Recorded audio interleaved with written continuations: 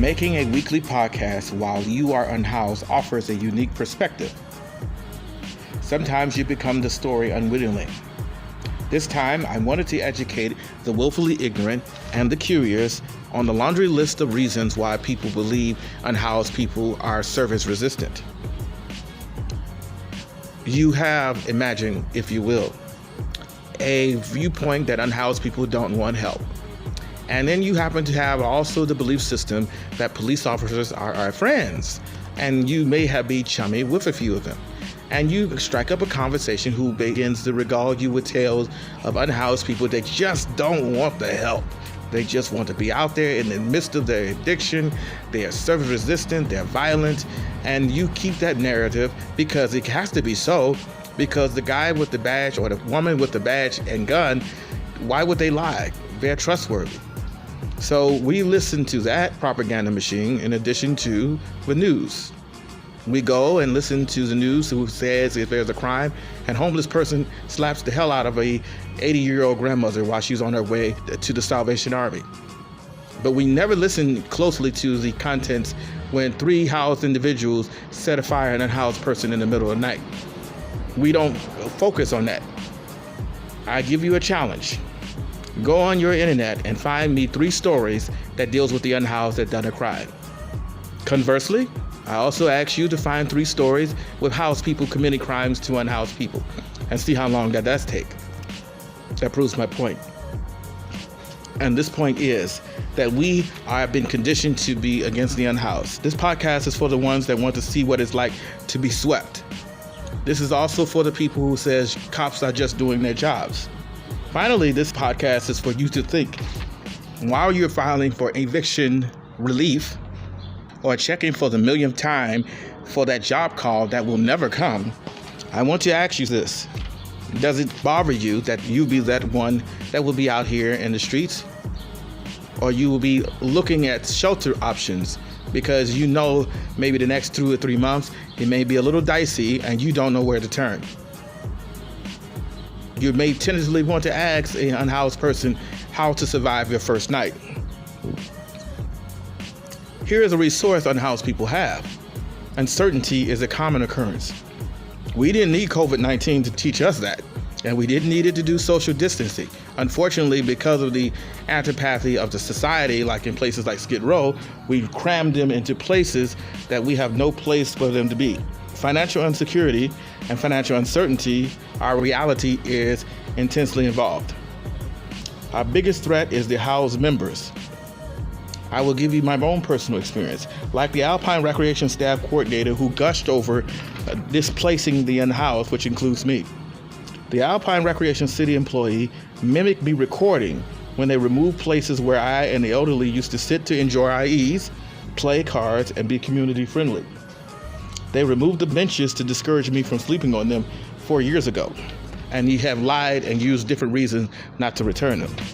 They hid a bench when the residents and the unhoused used when they were playing cards. It was repaired over 3 years ago and claimed by Alpine City Recreation city employee that it was broken. Her name was Angie Soho. It was not. I spoke numerous times to Alpine Recreation employee halftime, several times when I seen it in use inside. It seems to be that the city employs you must be a liar. You must be a proficient one. Apparently they have taken their case from the president, governor, mayor, city council member, and of course the police. Our episode title is Political Compassion versus Human Compassion Reality.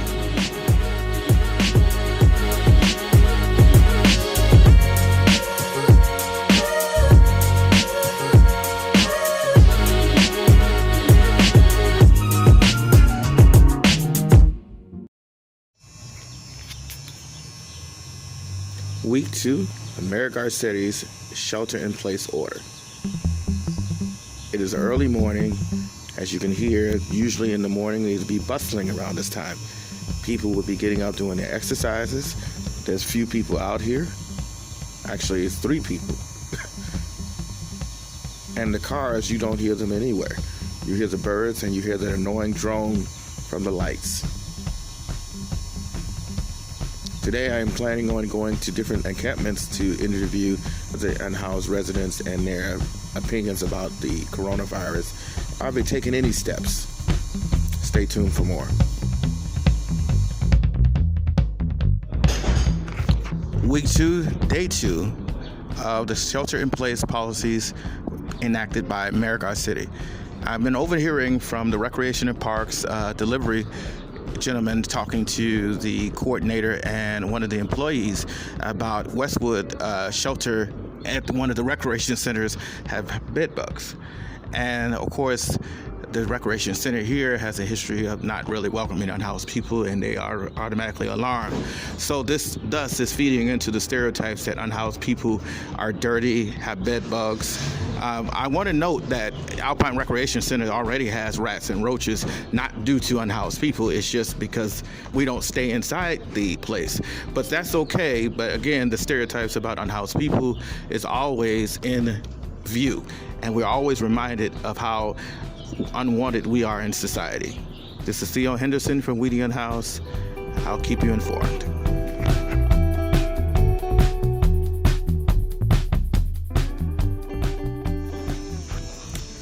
Week 2, day 3. Today is April 1st, 2020. Previously, a couple of weeks ago, there was a paper on the Bannister stating that they are going to do a sweep today against me and another unhoused person. Also, I've heard today was the day as they're going to officially open the shelters for unhoused people that may be infected or people that have disabilities or debilitating illnesses to be accepted in there. It is unknown how many they're going to accept. The second thing I've heard is the overhearing the staffs talk about the stringent rules that they are being imposed on unhoused people. No drugs, no alcohol, but if people are having substance issues or suffering from these maladies, how are you going to regulate that? Because they were trying to deal with this before. And to be clear, this park and these recreation centers are not drug and alcohol facilities. So in other words, if someone is battling these addictions or these illnesses, then they're going to be out here on the street.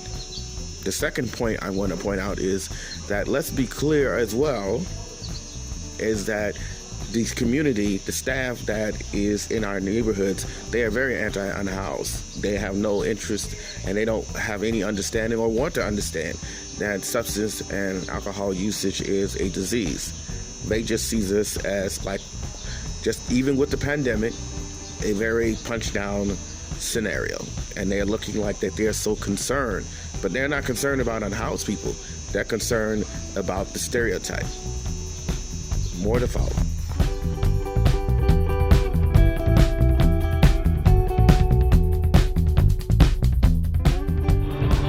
This is Theo Henderson from Unhoused. Today's interview is with a resident that we are interviewed before, but we're asking how they're coping in the face of COVID-19. How are you dealing with the coronavirus? Well, first of all, I'm not quite sure what this whole conspiracy theory is. It's another ailment. People don't even have any sort of understanding about. This is the simplest condition, even before, let's say, the West Nile. I mean, this has been a contagious epidemic, not just this, but the thing that how it spreads, and watch how the corporations make more money off of the people going down. People, I mean, I'm thinking about not the tanks they're going to bring in. They're going to bring in them badass bulldozers that can pick up fucking just shovels of people. That's what they're doing. They're trying to suffocate already the homeless. But the homeless aren't hopeless and they're not stupid. But it's going to be a really difficult thing for the homeless to stick together and try to stop the surge of nonsense and unequality and no fucking human rights at all, man. Let's talk about the unhoused community for a moment. Right now, particularly where the area I'm at, you can see that I'm encountering a lot of resistance and hostility from the police and sanitations because they are trying to put shelters in a lot of the places. I have stated publicly, and I'll state it again, I am not going to any shelter because packing a bunch of people is not what CDC offered. Would you go to the shelters? Absolutely not. Why not? I don't care if I had a hot tub. I'll sleep in this tent soaking wet, knowing at least this is my area. And, let's put 400 people in a room that all could be contagious and not test. Even if you give them a thermometer, that's not going to show what's really happening. Cramming all these people together is, it's actually, well, I guess if you're in that whole God thing, this is the major sin. We're tying each other. Okay, listen, it's going to sound a little bit hard out but a little far out. That's okay. I'm not a racist. But all I'm saying is, you try to tell me this isn't like taking, even the Nazis put the concentration camps. You try to put us in a concentration camp, you are imprisoning us from us having our human rights and our ability to be. 29 police officers in Los Angeles have the coronavirus, and people are calling them. Like, for example, they called them for me today. And they are carriers. They may not have the open symptoms, but they're going to unhoused encampments. People are calling and maybe unwittingly infecting them. So that's another problem. The second problem that I said that you pointed out is that they're putting us in places with this political compassion. It's different than human compassion. Political compassion is that they're saying, like the senior lead officer, Monica, is that she's trying to wipe us away. We got to accept the services. So if they have done this to you, would you accept the services? No. What precautions are you taking to make sure that you don't become infected? Well, I do everything that everyone else does, but at the same time, overdoing it. Okay, when I was a child, maybe different than when you were a child, obviously it was. Mm-hmm. But I got to play with paste and mosquitoes and frogs and climb trees, and people don't have that built into their immune system. It's going to take a lot with multiple sclerosis. Everyone, you're one of the high commodities. You're going to get older people, MS. If anything, I've developed over 35 years on how to make my immune system so strong that I don't even get a cold. So same here. So many hand sanitizers. You can't even hand an apple to a teacher without having it washed. I mean, it's like this world is in really big trouble because it's become its own virus. Well said. Is there anything else which you like to tell other unhoused people if they're telling you or forcing you to go to shelters? Would you be okay if they said, listen, we get that you want to self-quarantine yourself, but let us offer you a hotel where you can have a bathroom, a shower, and you can keep all of your things. Would you take it? Absolutely. Yeah. But the way they're trying to bundle everyone in is actually creating more of the problem. It's more of the spread of the problem. Excuse my language. So many people, I couldn't believe it yesterday or this morning. Not one person, everyone that had a mask. I have a couple of zits right here, and they looked at me and went, like this is the virus? No, I'm sleeping in a tent. And So it's just one of those things where I'm just going, you're going to be so scared at the end of the day that you're going to wipe yourselves out. You're going to hate one another. It's I think it was you a long time ago, Theo, that said, it's almost like a weird Twilight Zone where in the neighborhood a bomb's coming and the one guy has a bomb shelter. So everyone goes over to the bomb shelter and then he starts turning everyone away. Yeah. Going, no, this is ours, And they're, open up. They want to bash it and then they find out it was a false alarm. Yeah. Then you find out people's true colors. Well said. We've just earlier seen the true colors of the city's political compassion when it just, for me, really? They laid it on thick a lot. But there is two narratives that we are talking about, and stay tuned for more. This is Theo Henderson from Unhoused, dealing with week 2, day 3 of shelter in place directive by Mayor Eric Garcetti and how it affects the unhoused community. Thank you all for listening, and may we again meet in the light of understanding.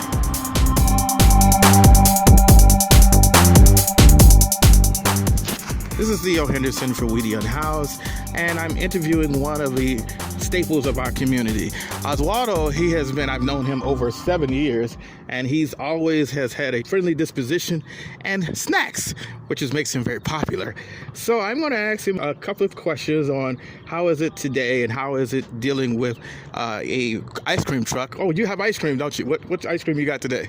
I have Bomb Pops, I have a vanilla sandwich, cookies and cream Big Dippers, strawberry crunch, Syndicate vanilla, strawberry and chocolate, icicles. Wait, he has, like, you used to have the scoop ice cream too, right? Right, I have scoops, cones, flavors, vanilla, strawberry, and cookies and cream. Oh yeah, well the strawberry is pretty good. It's just my personal opinion. So how has it been since the coronavirus? Has business been fast or slow or busy? Very slow. It's like 10%. 10%. How are you able to? Do you go to other places besides Alpine? Yeah, I have to. I go to Echo Park, Elysian Park because no kids around here. Yeah. Do you see it changing anytime soon? I don't know. I hope so. What happens if it's like they have this extending all the way to May? Can you still do this or no? No, I don't think so, man. Everything going to change. This happened for long. Yeah. You know? So a lot of people like you guys have these kind of businesses, and they are talking about rent moratoriums and things to help people, like stimulus and things. Do you think you guys are going to get any of that? Yeah, man. A lot of people are going to close the business because no business. Yeah. See? So should they be penalized for throwing them out of their homes if they can't, because business is wiped out because the mayor said to stay at home? Yes. Is there anything which you want the audience to know about how long have you been in business? 20 years. 20 years? I've only known you for 7. Yeah. So you've been doing this 20 years here? Yeah. What got you started? More than 20, in 95. I started in 95. Oh, wow. So, How did you get the idea to do this? Because I have a friend, he told me, he introduced me, so that's how it started. oh, you have 2 trucks, because I remember you had one. So how are you able to do 2 trucks for 20 years? You know, it's hard, but I try to do my best. Oh, wow. Well, that's a good one. Well, this is Theo Henderson from We Did House. I'm talking with Oswaldo, who gave me a little bit of history about how it is to survive during the coronavirus. Stay tuned for more. Unhoused News.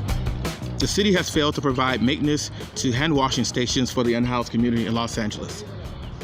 In Chinatown, Los Angeles, Alpine Recreation Center bathrooms remain closed for the unhoused and disabled. This leaves no further alternative, no other bathrooms in Los Angeles, Chinatown, which makes the matter of unhoused people relieving themselves in the public. In one instance, it was observed that one Alpine Recreation City employee was revolted by a receptacle used for the unhoused member at the humor of one of the Alpine Recreation Center coordinators, robbing the unhoused member of compassion and dignity. In other news, unhoused community members in some places it's impossible to social distance. For example, Skid Row, due to inhumane ordinances, business improvement district harassment, police harassment, and city employees disdain. There has always been an increased risk, according to Dr. Fauci, of communicable diseases like tuberculosis, hepatitis A, and influenza. In government news, Governor Gavin Newsom estimates some 60,000 unhoused people could end up infected with COVID-19. Dr. Kushu says the condition of houselessness would have healthy people contracting COVID-19. In San Francisco, the first COVID-19 case is in a houseless shelter. 29 Los Angeles police officers have the coronavirus, according to Police Chief Michael Moore. It is unknown how many of those officers have been in contact with the unhoused community. In Manchester, New Hampshire, the state is opening a shelter for COVID-19 unhoused residents. In other government news, COVID-19 makes census taking impossible due to social distancing, shelter-in-place orders, as well as the far-flung places unhoused people go to avoid the harassment from the city as well as the neighbors. The coronavirus strikes Skid Row. Union Rescue Mission, a housed employee has contracted the coronavirus. It is unknown how many people this housed employee has contracted with the unhoused community. And lastly, almost 200 New York police officers have the coronavirus, bringing the total of over 500 cases. It is also unknown how many they have arrested or been in contact with the unhoused community, giving tickets, use of force, or any other matter. And this is Unhoused News.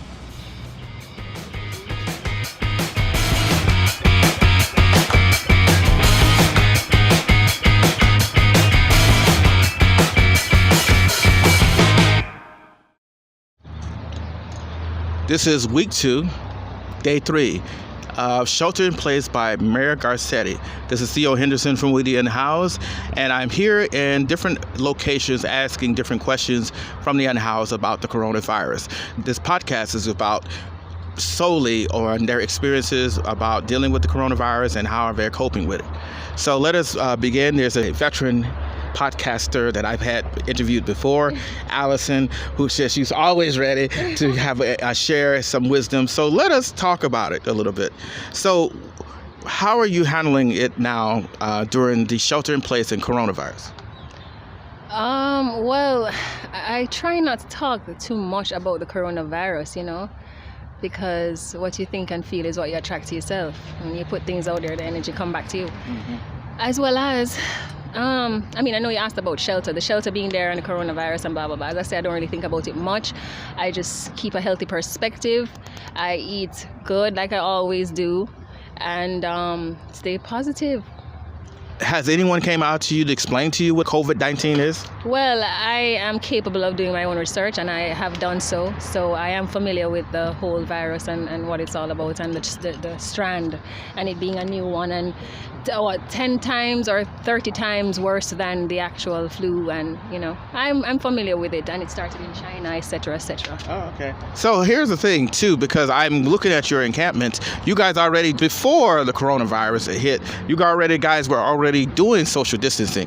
Did you guys have some foresight into this, or why are you guys already have social distancing now? Well, we have not really joined the whole scare of this thing. We haven't joined that party. So we haven't done anything different than we did before. As you said, we've already been social distancing. Yeah. But, we keep the community going and the love and the positive vibe. But I'm not all in this virus business. And I know a little bit more. And I'm sure others do too. The root of these viruses and, the motive behind it and all of these different things. You think was a conspiracy, or do you think it was like built in a laboratory, or do you think this was man-made? Wow, this is so interesting because I saw a YouTube video of Bill Gates talking about some pandemic that will happen because of a virus 4 years ago. And he's now talking about funding the vaccine. That sounds quite fishy to me. So you think Bill Gates has been talking about this 4 years ago, and one of the things is that he foresaw this? Why do you think that he had some inside track onto this? Because he wants something to do with some would say New World Order, but I think it's the end of the New World Order, or the old world order and the beginning of a new, real, conscious world order. Yeah. So you're saying that Bill Gates was part of the engineering, consortium that created this to rid people from all over the world? Well, I hear him talking about depopulation, population control. They interviewed him on the news and he spoke about these things. I don't know how that came out of his mouth in the same sentence as coronavirus. That's suspect to me. Interesting. So what can we do to combat this? If there is this theory out here, and I'm not, like I say, I'm just as news to me, is there anything for the regular person to do, or is there anything that we can combat against this? Yes, divine knowledge of self. When you know what you are, what this is, and why you are here, then nothing will be affair to you. You'll understand it. Wisdom, knowledge, and understanding, and above all, gain understanding. Healthy perspective. Okay. Can I ask a question too? Because there's been people passing away and dying from this. What is your thoughts on this? Well, I think that several things. One, it's all about mind, body, and soul, right? So if you have your mind right, a healthy perspective, become a peopletarian, deal with people that are mentally healthy for you, then that's great. Your body, we need organic food because we're in nature. We need to eat of nature so it can power our bodies, our organs, our system, and keep us vibrating on a high frequency. And of course, our soul is what we need to secure, and not the bad guys. Secure the soul. So it's, the 3-in-1, the mind, body, and soul. You hit on a good perspective that I didn't think of, and now that I'm thinking on it, because when they always talking about when people just let's take coronavirus out of the conversation. For like example, for Americans does not eat healthy as we should. Pollution has been improved due to the shelter in place.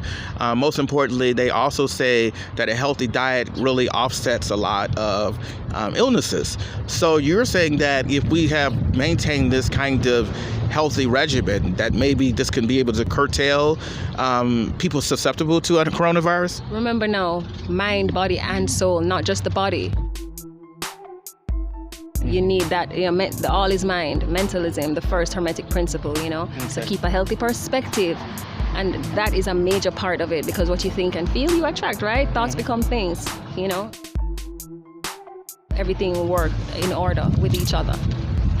Wow. Well, Allison, this is a very unique perspective, and I thank you for it, because I'm out here asking different people what their thoughts about the coronavirus. Is there anything else you want to add about this? No, nothing that I haven't said before. Just stressing on gaining divine knowledge of self, understanding what you are, what this is, and why you are here, and do not fall prey to the illusion, the materialistic way of life. Okay. One love. Thank you again, Allison, for your perspective on this. This is Theo Henderson from the Unhoused, and I'm going to follow up with a couple of other residents and to see what their perspective is.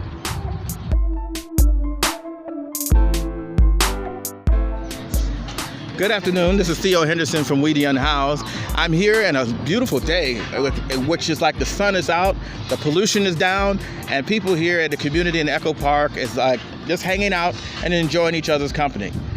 So I'm here to asking questions about the coronavirus and what their thoughts on it is. So I'm going to start off. They're going to introduce themselves and tell me what their thoughts on. So the first question is: has anybody came to you about speaking to you about the coronavirus? Hey, what's up? My name is Devon Brown. Nobody at all has come to Echo Park to speak to us about coronavirus or even helping us during this time. It's the 6 feet apart. They say 6 feet apart, but I feel like they really want us 6 feet under. If you do the numerology of the word corona, you get 666, and that's the mark of the beast. We live in the time of revelations. So that's my thoughts on it. That's just a devil, warfare tactic to separate the people, as they did with borders, color, and race. So this is just another one like anthrax, mad cow disease, and every other disease known to man that was a hoax, because they kill every doctor that heals these diseases. So that's my statement on it, and that's the truth. My name's Dylan Terrell. I don't know what to think about it. At first I thought it was fake, and I still think it's fake, but I don't understand why they would go on so deeply with it for this far when they know so many people live week to week and they got children, you know what I'm saying? Like, it just doesn't make sense. So. Hi, my name's Tim Wong. I don't know much about the coronavirus other than what I've seen and heard. My take on it is, if it's for a hoax, for togetherness, just be it that. Just come out and say it as that. That's what I think it is. Just to bring a togetherness and a different kind of awareness. Good. Hi, my name's Trenton Willie, and I think it does exist, but I think it's being overhyped. But it is definitely better for the planet as a whole. It's shitty for humans, but it's better for the planet, like, overall.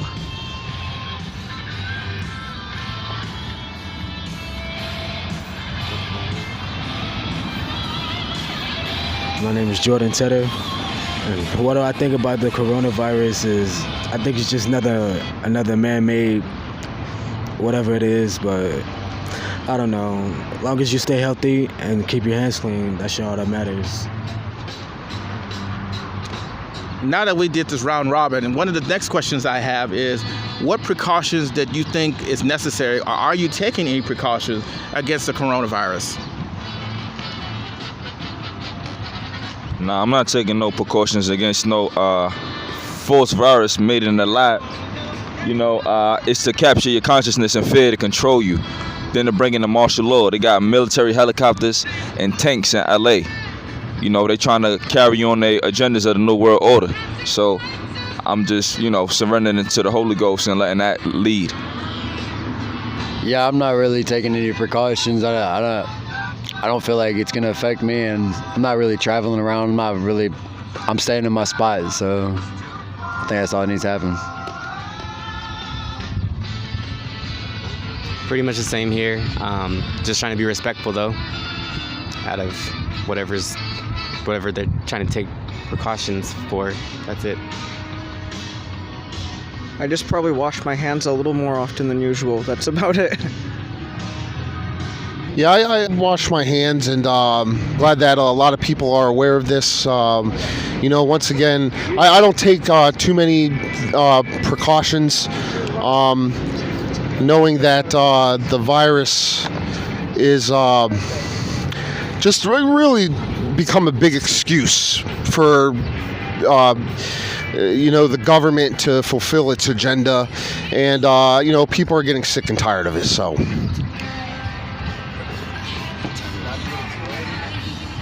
For me, I don't really take too much precaution for this coronavirus. I just keep my hands clean and stay away from germs. What do you think about the mayor is trying to make 42 shelters for unhoused people to go into it? Would you go in a shelter, or would you like to be in a motel? Which one? I think the mayor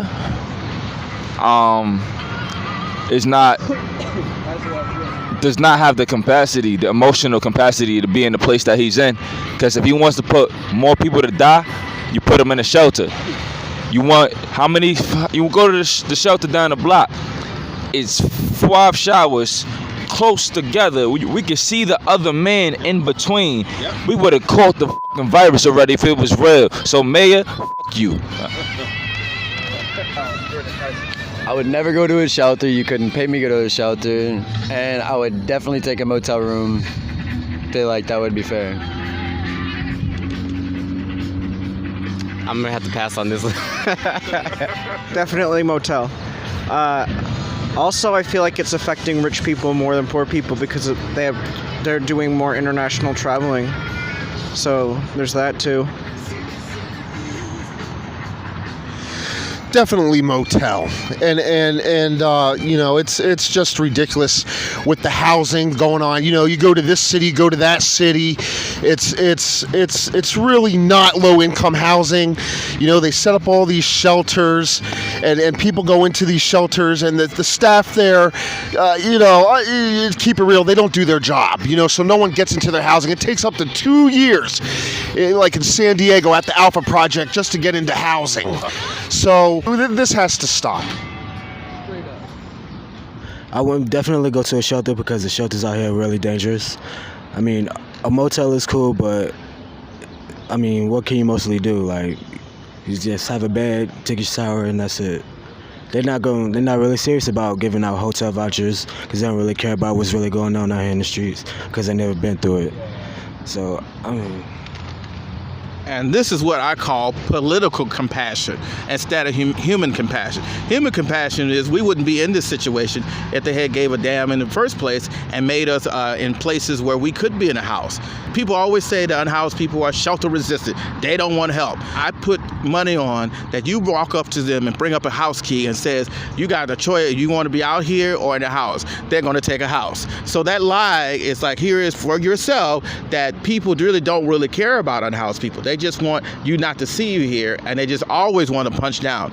The last question I want to ask, and because you guys have been really impactful, is that the coronavirus has been spread by housed people, and in particular, most often than not, is police officers, because there are 29 police officers now that have the coronavirus. They're riding 2 at a time. But not only that, but here's another factor. how many times that you noticed that those jerks over there used to call the police?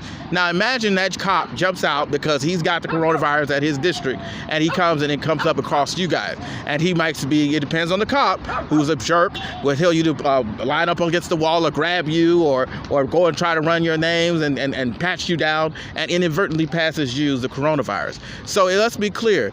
Do you think the police should be the first persons to be contacted for anything at this point? Well, police is the origins of slave owners, so I would never trust the police for anything. And they came here and arrested me on Ash Wednesday. That's a Catholic holiday, so I can't trust nothing. And 29, that let me know that's the master plan. The Creator got a master plan. That's 11. And who's homeless now? You can't even get in your job no more. Who homeless now? Who the drug addicts now? Them people who making them coronavirus must be the real drug addicts.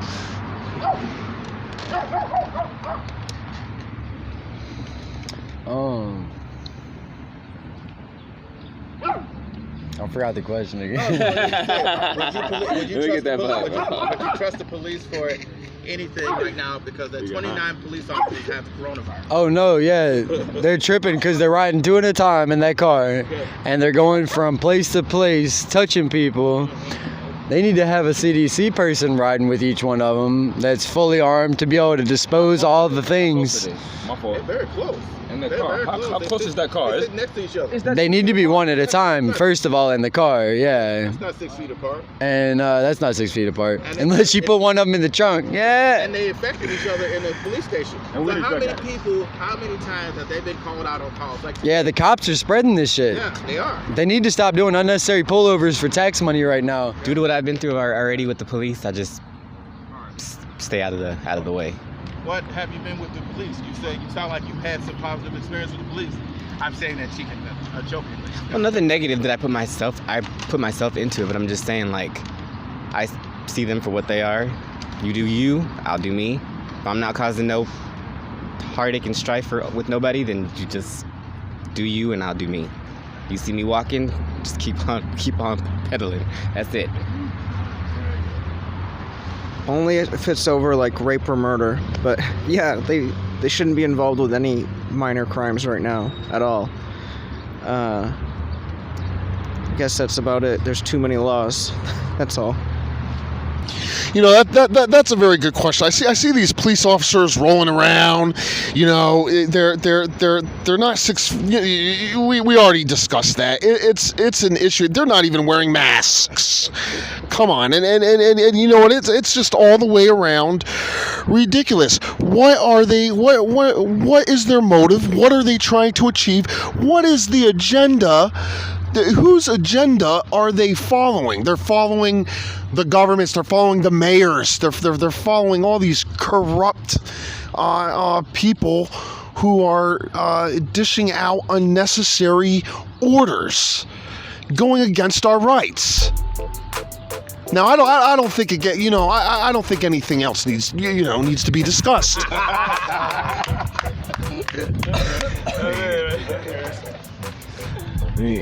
I definitely wouldn't trust the police either, because we never had to trust them in the beginning, and why should we depend on them now? You know, it's just nonsense.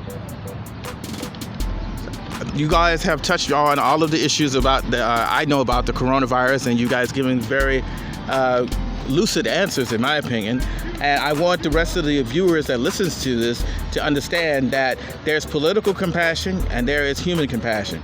Right now, political compassion is trying to cram unhoused people in a shelter and using the mantra or the narrative that they always use, that people are service resistant.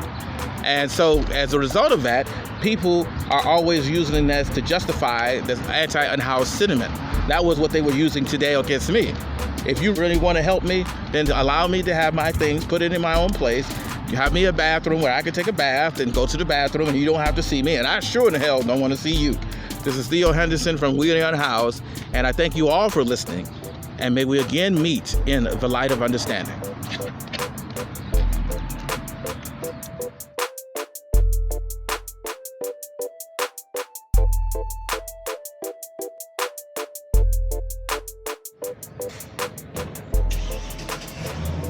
What you're about to hear is an exchange I had on April 1st, 2020.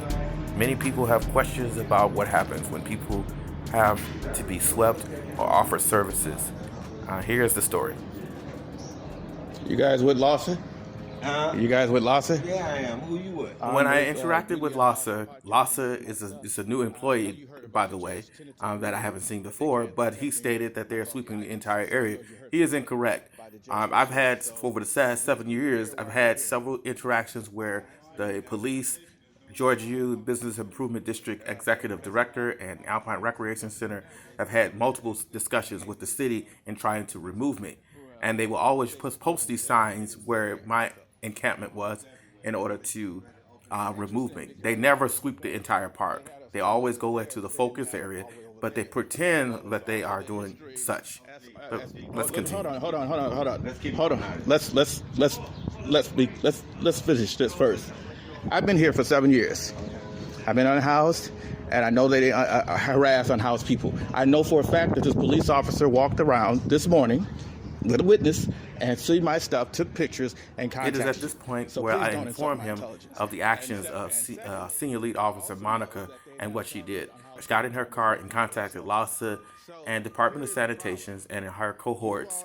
Los Angeles police officer accosted to come to target. Coronavirus is a very serious issue, and you're packing people close together. And secondly, here's where I point out that because of the director of CDC has stated that the best way to help unhoused people is to give them hotel rooms where they won't have to go outside of long distances to go to the bathroom, as well as they can have bathrooms and showers to clean themselves and have a sense of dignity instead of garbage cans, police checks, and stringent rules in a recreation center. Here's their response. No, I do not want that. There it is. That's our job. To offer you services. All right. If you deny, that's your choice. Very well. Have a great one. All right, thank you, sir. So, he just said. On that note, let me share something with you since I gave you opportunity to talk. Okay. I do understand what the homeless situation is about. I was homeless on Skid Row for over 30 years myself. I understand. What I'm going to offer, I'm going to offer to help you get in housing if you want to accept that. I'm going to leave you with my card, and if you want to get into housing, I'll break my back to help you get there. I already have a loss of worker. You guys are not the first loss of workers. I'm not just a loss of worker. Okay. Okay, I do housing. Okay. I don't play this shelter stuff. Okay. Okay. All right. Well, So let me if you want to see accept that offer, I'll give you a card. If not, let me see the card. I'll take the card. Let me get you a card. During the course of this, there was a LASA employee that was behaving aggressive, and you will see his look of disdain or disbelief, or as says, check out this guy, what's wrong with this crazy nut? And his behavior is contrast with the another LASA worker who's just sitting there listening to me explain the situation. With your phone and phone, listen, I'm trying to do some real shit. Yes, sir. I don't want to keep going the conversation. He's already offered his services. Listen to me. I don't want to listen to you because you're coming up. See, I don't want. I didn't come up on you. You came up on. Dude, we're doing social distancing. You're coming up on me aggressively. You're coming up on me aggressively, sir. No, I don't. Do you got voluntary stuff to give to us? No, sir. Like You're anything? coming up now. You made the situation worse. They had their say. You had your say. Now he's coming up on me aggressively. Thank you. That's it. But he can't win. I ain't in for all of that stuff. But if you're interested in that house, I will get in touch with you. You don't have to be homeless. Okay. It's too much in the system for you to still be homeless. All right. Okay? Thank you, sir. Sanitation. We came for this homeless encampment for trash. We come here actually some Now he engages with one of the legal observers who is my friend helping me move my things. And he's trying to convince him that as first he erroneously thought he was unhoused. The second thing he thought that he can be able to convince him to see sense with his aggression, that I don't want help. I'm the bad guy. I'm the one that's causing the problem. But I didn't come to their place of residence and start demanding them move their things. Zero. Thank you. Good day. Boy, you see why we're here to try to help and they don't want help? That shit is amazing. Okay. See, they state this false narrative that they don't want help. It's as if we asked them to come down to help us. We did not. Unhoused people have very clearly stated, and I've stated on my podcast, that if you was offering a hotel where I have a place to put my things and a place to have a shower and a bed, that's a different conversation. But they're not trying to do that. Well, that would be great. I would appreciate you guys doing that because Now, here in 10 minutes later, after this confrontation, here comes two from the 12 Los Angeles sanitation employees approach while I'm trying to move my things. I'm waiting for the situation after the tense exchange to hopefully let cooler heads prevail. But unfortunately, that's not to be in this incident. Oh, actually, it's It's a fire. It's a fire. I get that, but what I don't get is like all of this commotion for all of this. We told you we were going to move it. We just want you guys just to give us our space because. We'll give you your space and whatnot. Like I said, just reiterating what's going on is that 10 feet away from the doorways, in general doorways, okay? Y'all got it. This gentleman here keeps repeating his statement, but he's not listening to me. He's just going through a rehearsed script of keep saying the same thing. He has not heard a word I said. I told him first that we're waiting for him to move so we can finish. We were complying before you guys it came over like the Gestapo, but there's still the sense of when you're dealing with city employees, they have this vision, this power dynamic. 10 feet away, all right? And just, hopefully get started. We'll give you your space. Let you guys do your thing and whatnot, all right? Mm-hmm. But like I said, 10 feet away doorway, make sure it's not blocking, people access walking through. Well, we have not done that. Right? I'm just letting you know. At least move out your belongings out of the doorway, 10 feet away. Okay. All right, let's get started on that. Thank you. And he's repeating himself again. So again, that tells you that they are not really there to hear unhoused people. This is the power dynamic. When you hear that city employees and when unhoused residents are saying these things, this is the clear-cut case of what they do. They're not there to care. That's political movement disguised as compassion and trying to respect unhoused people. That is not what's going on. So now the police have arrived. Here comes the police. Now the police comes out aggressively. They have a confab with the sanitation workers, the one that has 100 reminders and talking circular with each other. Here we have is that the Los Angeles sanitation has came to me and spoke to me. They called the police and hear the police coming down. Watch the aggressive tone. How you guys doing? All right. As you can see, the police officers here with Los Angeles sanitation workers to offer the intimidation factor. No intimidation at all. But yes, sir, are close to because they just explained to me. Then they called you guys. You guys pulled up very rapidly while we recorded. So I'm pointing out to them about the fact that as of to date, 35 police officers are infected with the coronavirus, and Chief Commander Michael Moore has stated that they're supposed to wear the appropriate garb for that. And many of the officers, if you go down to Alpine right now, do not wear that garb. And they are sitting in their cars, engaging with the unhoused community, and they are the carriers of the coronavirus at this moment.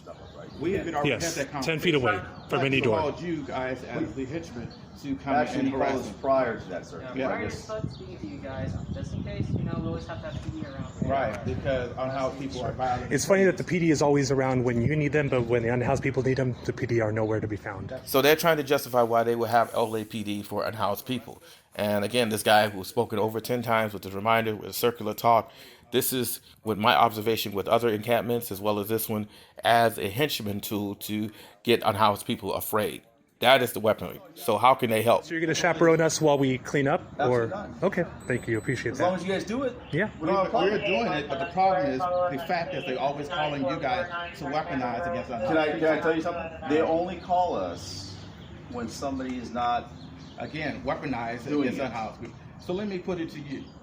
I kick in your door, and the roles are reversed. I tell you, you got 10 minutes with a garbage bag to move your stuff.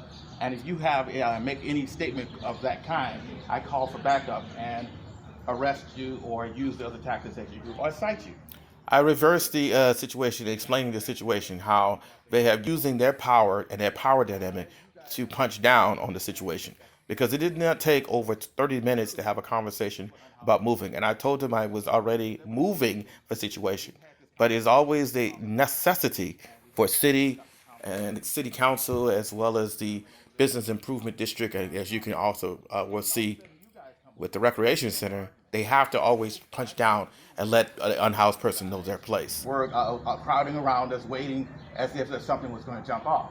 Then, unfortunately, whether they called you or not, you guys stared in like, it was like a artillery strike that you were going to come down and rain down all your police authority and power against an unhoused person. In an era of pandemic, this is a pandemic. So I'm sure that they have more substantial things to do, but somehow in the budget always have enough money and resources to terrorize the unhoused community. And I really don't want to be that near you guys anyway, because you may be asymptomatic, but you can still pass it on, and I can go to an encampment. So what is he? They ignored me as well, which is a usual common tactic. I forget that many of the people that are listening don't realize this is common course for unhoused people. So when you hear this kind of talking over him or patronize or just basically condescending to unhoused people, this is a common occurrence. And then they'll go back into the office and pat the people that are weaponized and call the police on them who have anti-unhoused sentiment to continue to do the same thing. They'll tell them to keep calling for against unhoused people. You guys came, I think we're good with that. Like a SWAT. You'll see Alpine Recreation Center, it's been like a toxic waste area. There's an abundance of police as if there's something ominous is going there. It's sending a panic ripple through the community that unhoused people are dangerous. I heard one resident say they told them to lock the doors because unhoused people aren't coming around, as if we are going to be out there terrorizing, killing people. But again, you guys, you weaponize the police again. So can I finish what I was doing before the police came in with the lights all came on like that? Can we ask you a favor first? Can we just get started? So, because we keep talking, and I just want to get done. Can I just hurry and get this done? With the things that are on top of the table? It's becoming a little exasperating for me because I have to sit there and hold court because of the power dynamic with police officers and Los Angeles sanitation and use de-escalation tactics in order for me just to go in and just do what I was doing anyway. Look how long it took. The things on top of the table. If you can take it off. So Before they were talking about complying. Now I'm asking, I want to comply because we keep dragging this on. I don't have time for this. Can we comply? Yeah. All right, sir. So just go ahead, just do your thing. Move your belongings out. Anything that is park and recs, just leave it behind. Thank you. Identify that it's park and recs, leave it behind. Like I said, you do your stuff, use your belongings 10 feet away from the doorway. You can move it right here. You can move it elsewhere. Over here as well. That's 10 feet as well. As long, and this like is I 10 said. feet as well. It doesn't have to be in the same direction. As you can see, this gentleman here has a power issue because he still wants to really put his foot on my neck. And I've stated it. The police have talked about it. I've talked to this guy at least over 10 reminders. Why do we keep having to have this conversation? Let's just move this along and he can go and do what he's going to do and I can do what I have to do. Just explain everything. Yeah. Okay? Let's be clear. I have been swept several times here in this park, and each time there has been loss of workers here, there has been police officers here, there has been park rangers here. And then for the same conversation that keeps saying that they have help, I am already in the system. I am already on a housing list. So this really annoys me when I hear these people making it sound like what he said, that I don't want help. I'm like, well, how much more help do you need to get? How many more loss of workers do I have to go through to keep getting the supposedly help that's supposed to be out here? 60,000 unhoused people are here in Los Angeles, California. They go through the same thing that I go through. They came over here because this senior lead officer this morning whispered under her breath that she was going to get my stuff removed. And I informed them of the new tentative ruling by the judge that said that you guys cannot go and confiscate and take my bulky items without my permission. And once I tried to explain that, then I got two different responses. One guy, he basically cut the conversation short. Another guy offered the same services that other people have been, to give me a card, and just basically said the same thing, that they'll put me on some list that I'm already on, which they're probably going to find out and jerk me on again. Oh, well, you're already on the list. And most importantly, then you had one that was very combative. He evaded my social distancing space, and he's trying to make it my fault. Yeah, mine as well. yeah, as if he was about to fight it, being very aggressive. I'm like, is this the service that the city provides? Is this the kind of help that I'm supposed to want to take? You wonder why unhoused people refuse shelters and refuse dealing with these kind of people? Yes, this is why.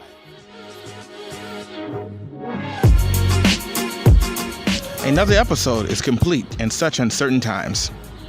As we house and unhouse navigate through this, I want our listeners to take a breath, scream, cry, exercise, paint, write, and congratulate yourself on making it through another day. and let our hearts extend to the people that are battling this and the ones that have been lost in this uncertain time. Even our government and city have failed us due to political compassion, conversely, instead of human compassion. Remember this, we are all in this together. I want us to re-examine how we treat people that don't have a home and write down your biases and make a concerted effort to change these ideas. Because we are all in this together and we're all what we got. Thank you for listening, and may we truly meet again in the light of compassion, respect, dignity, and above all, understanding.